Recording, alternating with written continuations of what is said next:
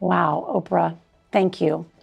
This has been the honor of a lifetime to anchor this legacy broadcast. Nobody anticipated this. Not from her. Not from one of America's most calm, reliable, and esteemed journalists. A woman who gave the most devastating news in history. She is now compelled to become the narrative. One doctor's email, sent on a holiday, and a word that transforms everything in an instant. The true tale of Norah O'Donnell's devastating diagnosis. The terror she never shown on live. The shame she kept to herself. And the heartbreaking farewell that left millions in shock is revealed tonight. This is heartbreaking beyond belief. The announcement that shocked CBS. Norah O'Donnell entered the CBS evening news set with composed authority for years. Wars, elections, tragedies, pandemics. With steady grace, she managed them all. The press froze as word got out that Norah was saying goodbye. This was not a tour for retirees. The choice was not based on ratings. It wasn't a network reorganization either. This was a very intimate matter. A terrifying thing, something she had no intention of disclosing. Still, she had no other option. A routine check that wasn't routine. Just days before Thanksgiving, Norah did something incredibly ordinary. She went for a routine skin check. Something she almost skipped. Something she hadn't done in years. She wasn't sick. She felt fine. She had deadlines, travel, children, broadcasts to anchor. But something nudged her to go. That decision would save her life. The email that stopped her cold. While holiday shopping, surrounded by noise and crowds, Norah's phone buzzed. An email from her dermatologist. "I'm sorry to bother you during the holiday. Your biopsy came back. We need to talk." Her legs weakened. Her chest tightened. Tears welled up instantly. The hope, and the denial. She forwarded the email to her sister. Her sister tried to calm her down. "Probably basal cell," she said. "Or squamous cell. That runs in the family. Totally manageable." That explanation should have helped. It didn't, because Norah already knew something was wrong. Why couldn't it wait until Monday? Why now? The phone call that changed everything. Unable to wait, Norah called her dermatologist directly. The voice on the other end was calm. Then came the word. The deadliest form of skin cancer. The kind people die from. Time slowed. Noise faded. Her mind spiraled to one terrifying question. Am I going to die? Melanoma. The word that terrifies doctors. Norah knew enough to be afraid. Melanoma is aggressive, fast-moving, unforgiving if missed. It accounts for only 1% of skin cancer cases, but the majority of skin cancer deaths. And she had it, or so it seemed. Panic in public, silence in private. Still on the phone, Norah walked through Black Friday crowds. People laughed, browsed, shopped. She sobbed. No one noticed. This was the cruel irony of her life now. Surrounded by millions, feeling completely alone, the guilt that hit harder than fear. Later, reflecting on that moment, Norah admitted something devastating. She blamed herself. How could she, a journalist obsessed with facts and prevention, let this happen? Why had she skipped checkups? Why had she ignored warning signs? The guilt cut deeper than the diagnosis itself, the words that changed everything again. Then came the second call, the clarifying call. Her doctor delivered unexpected news. The melanoma was caught early. Melanoma in situ, stage 0, contained, surface level, curable. Norah collapsed into relief, but the emotional damage was already done. What in situ really means. In situ means in place. The cancer had not yet reached the dermis, where blood vessels allow cancer to spread rapidly. Had she waited longer, this story would have ended very differently. The statistics no one talks about. Melanoma is the leading cause of skin cancer deaths in young women. Indoor tanning before age 35 increases risk by 75%. More people develop skin cancer from tanning than lung cancer from smoking.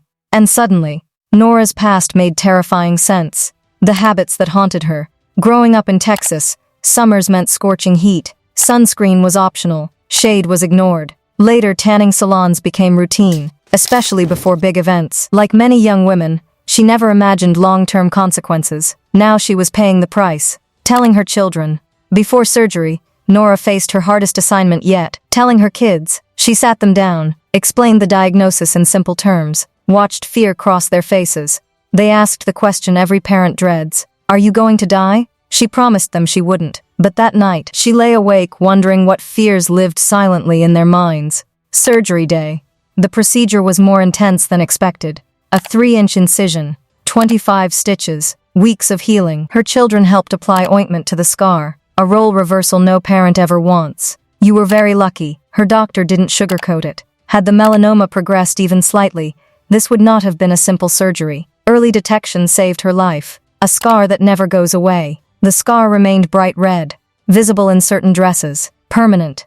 Norah chose to see it not as damage, but as proof. Proof that prevention matters. Proof that listening to your body saves lives. But the story doesn't end there. Most people would think this is where the story ends. Diagnosis, treatment, recovery. But something else was coming. Something no one expected. Something that would change Norah O'Donnell's career forever. The goodbye no one saw coming. Months later, Norah posted something that stunned viewers. Her days at the CBS Evening News were numbered. Why now? Was the cancer back? Was her health worse? Or was something else happening behind the scenes? The second shock. She's really leaving? Just when the world thought Norah O'Donnell's nightmare was over, another headline hit. Not about her surgery, not about her recovery, but about something millions of viewers never imagined they'd hear. Norah O'Donnell is stepping away from the CBS Evening News desk. And the timing made it feel connected. Because whenever someone leaves a major news chair, people don't assume it's simple. They assume it's serious. They assume there's a hidden reason. And for Norah, the truth is complicated.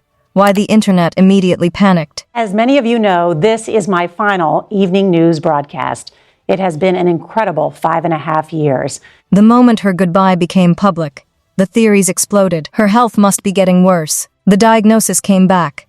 CBS is pushing her out. Something happened behind closed doors. Because when someone has already lived through a terrifying health scare, every future decision gets viewed through the same lens. And Norah knew that. That's what made this next chapter so emotionally loaded. The key detail people missed. Here's what made her story different. Norah wasn't just walking away from a show. She was walking away from something she built her life around. A broadcast that demands your body, your mind, your time, your family. When you anchor a nightly newscast, you don't work late. You live inside a machine. And the machine doesn't stop. So after everything she'd just survived, Norah reached a breaking point the public didn't see. The job that never lets you breathe. Imagine living on a schedule where every day is deadline day, every night is show night, every tragedy is urgent, every mistake is national. And while you're doing that, you're still a mother, still a wife, still a human being. So when Norah faced melanoma, even stage 0, it wasn't just a health moment. It was a life moment. A wake-up call, one that forces you to ask the question people avoid. If I keep going like this, what happens to me? It was caught early, but the fear wasn't early. There's something people don't understand about a diagnosis scare. Even when the doctor says, you'll be okay, your body still remembers what it felt like. To think you might not be. Your brain doesn't erase that phone call. It replays it. At night, in quiet moments, at stoplights, when your children fall asleep. And for Norah, that fear lived under everything. Even as she smiled on camera, the final day's post that hit like a punch. Then came the announcement vibe. Photos. Studio shots. That feeling of this is ending, and viewers felt it instantly. Because Norah wasn't just another anchor. To many families she was the familiar voice at dinner time. A constant. The kind of presence that makes the world feel organized. So the idea of her leaving felt personal. The two big questions. As her exit approached, the public wanted two answers. Was this because of her health? Was this because of CBS? And the truth is, it wasn't one simple reason. It was the collision of everything. The health scare. The pressure of the job. The milestone of her career. The reality of what she wanted next. But the public didn't want nuance. They wanted a dramatic explanation. And Norah's story already sounded dramatic. That's why it became beyond heartbreaking. The big night, when the end became real. Then the final broadcast arrived. The final walk to the desk, the final intro, the final sign-off. And when the camera lights hit her face, you could feel it. This wasn't just another night. This was the end of an era. CBS did something unusual. CBS wanted her goodbye to matter, not just quietly fade away. So instead of treating it like a normal broadcast, they turned it into a moment. A national goodbye. A tribute. A celebration. And then, they brought in someone no one expected. When Oprah Winfrey appeared as part of her send-off, it sent a message, because Oprah doesn't show up for routine. Oprah shows up when someone's legacy is undeniable, when someone has carried weight, when someone has done the work. And that's what made the tribute feel emotional. Not scripted, not corporate. The montage that broke people. CBS rolled a recap of her greatest interviews, high-stakes moments, world leaders, big questions, hard conversations. And the montage did something powerful. It reminded people who Norah really is, not just a newsreader. A journalist who built a reputation on persistence, precision, and calm, even in chaos. Norah's final words. The part that hit hard When Norah spoke about the honor of the job, it wasn't just a line. You could hear the emotion underneath it. Because leaving a chair like that is not easy. It's not like quitting a normal job. It's like stepping away from a role that becomes your identity. And she wasn't just leaving the desk. She was leaving a version of herself. I'll miss you too. That final line stayed with people. Because it sounded like what it really was. A goodbye to viewers. A goodbye to routine. A goodbye to a life that demanded everything. And yes, for many people it sounded like a goodbye shaped by fear, even if the medical crisis was caught early. So who replaced her? After she stepped away, CBS moved fast. A new setup, new anchors, a different rhythm. And it wasn't just a replacement, it was a reshaping of the broadcast itself. Because when you remove a main figure, the structure has to change. CBS moved parts of the show, shifted responsibilities, split duties across multiple names, and that alone told the audience. Norah didn't just leave, she left a gap that couldn't be filled by one person. But here's the twist, Norah didn't vanish. This is the part people misunderstand. Norah didn't disappear into retirement. She didn't go away. She moved into a different role. A role with influence. A role that still keeps her in journalism, but gives her something she didn't have before. Room to breathe, time for her health, time for her kids, time to choose what stories to chase, instead of being chained to a nightly desk. If she'd gone sooner, if she'd been consistent, that kind of regret doesn't fade quickly. It follows you, and it becomes a message you feel responsible to share with others. Which is why she kept talking about early detection. Again and again, loop of checkups, every 3-4 months. After her surgery, her life changed. Regular visits, regular biopsies, regular fear. Even when things are okay, you live with the possibility that one day they might not be. And that's what beyond heartbreaking really means. It's not just the diagnosis.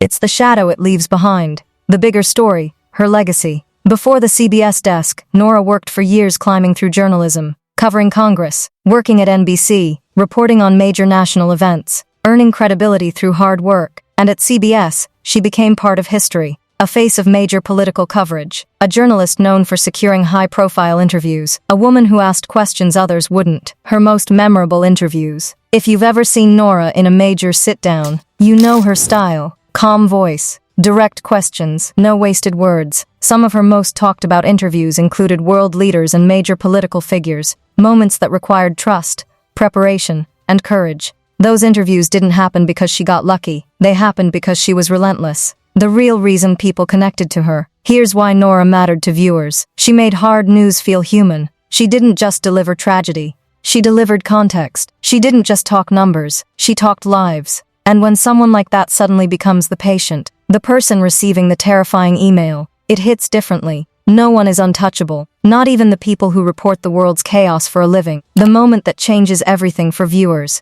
After hearing her story, viewers began asking themselves, do I ignore sunscreen too? Did I ever use tanning beds? This is why Norah's story is powerful, not because it's celebrity drama, because it's human reality. Final build. This could have ended differently if Norah had skipped that appointment, if she'd delayed again, if the biopsy came later. Melanoma doesn't wait politely, it moves, and stage 0 becomes something else. That's the terrifying truth. So when she says goodbye to the anchor desk, it isn't just a career change. It feels like a survivor choosing life, choosing time, choosing her family. Norah O'Donnell's story is a reminder that life can change in a single email, a single word, a single diagnosis, and even when the ending is hopeful, the fear, the regret, and the scar remain, not just as a mark on the skin, but as a warning to never assume I'm fine without checking. So tell me in the comments, do you think Norah's health scare played a bigger role in her decision than people realize? And do you think CBS made the right call with the new anchors? If you found this story powerful, hit like, subscribe, and turn on notifications, because we cover the real stories behind the headlines, with the details most people miss. And if you want to protect yourself and your family, let Norah's story be the reason you don't delay your next checkup. Because early detection doesn't just save lives,